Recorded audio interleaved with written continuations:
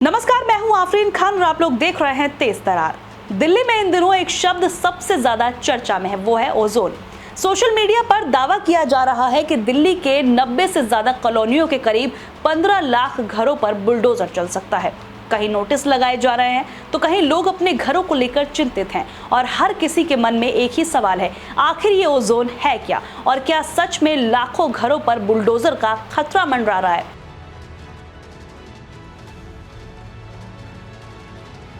आइए पूरी कहानी आसान भाषा में समझते हैं। सबसे पहले समझिए कि ओजोन कोई नई चीज नहीं है। दिल्ली के मास्टर प्लान के हिसाब से यमुना नदी के बाढ़ प्रभावित इलाके यानी कि फ्लड प्लान को ओजोन घोषित किया गया है। ये इलाका वजीराबाद से लेकर ओखला तक लगभग 20 से 22 किलोमीटर के क्षेत्र में फैला हुआ है। इसका मकसद यमुना नदी की सुरक्षा, बाढ़ नियंत्रण, पर्यावरण संरक्षण और नदी को प्रदूषण से बचाना है। नियमों के अनुसार इस क्षेत्र में बड़े पैमाने पर आवासीय और व्यावसायिक निर्माण की अनुमति नहीं है, लेकिन पिछले कई सालों में यमुना के खादर क्षेत्र में बड़ी संख्या में अनाधिकृत कॉलोनियां और बस्तियां विकसित हो गई।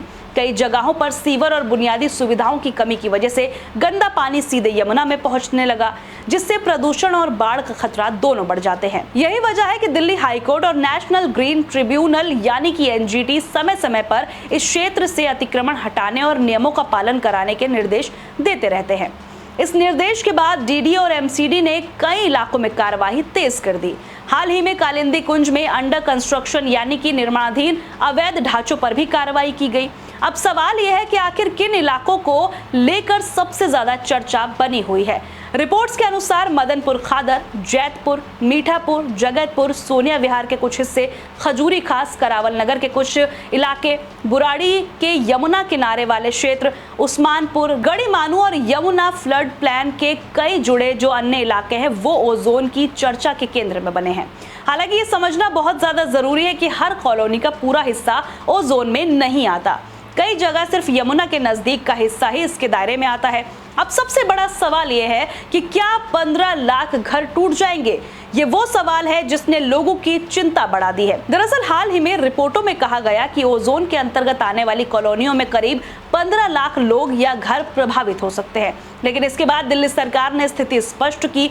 मुख्यमंत्री रेखा गुप्ता ने अधिकारियों के साथ बैठक के बाद कहा कि मौजूदा बने हुए घरों पर कोई तत्काल बुलडोजर कार्यवाही नहीं होगी।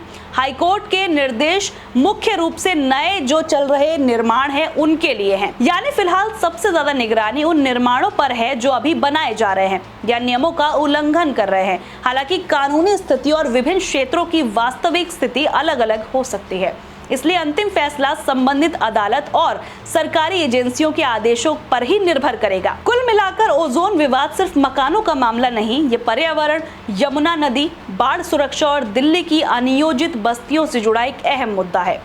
एक तरफ लाखों लोगों के आशियानों की चिंता तो दूसरी तरफ यमुना के अस्तित्व और पर्यावरण संरक्षण का सवाल भी खड़ा होता है। अब देखना होगा कि आने वाले दिनों में डीडीए, दिल्ली सरकार और जो अदालतें हैं वो इस पूरे मामले पर क्या रुख अपनाएंगी और ओजोन में रहने वाले लाखों लोगों को क्या राहत मिलेगी।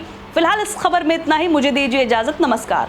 अगर आपको हमारी ये वीडियो पसंद आई हो तो इसे लाइक एंड शेयर करना बिल्कुल भी ना भूलें। इसके साथ ही हमारे चैनल तेज तरार को जरूर सब्सक्राइब करें और हाँ, बेल आइकन को दबाना बिल्कुल भी मत भूलिएगा, जिससे दिल्ली से जुड़ी तमाम खबरों की नोटिफिकेशन सबसे पहले आप तक पहुंचे।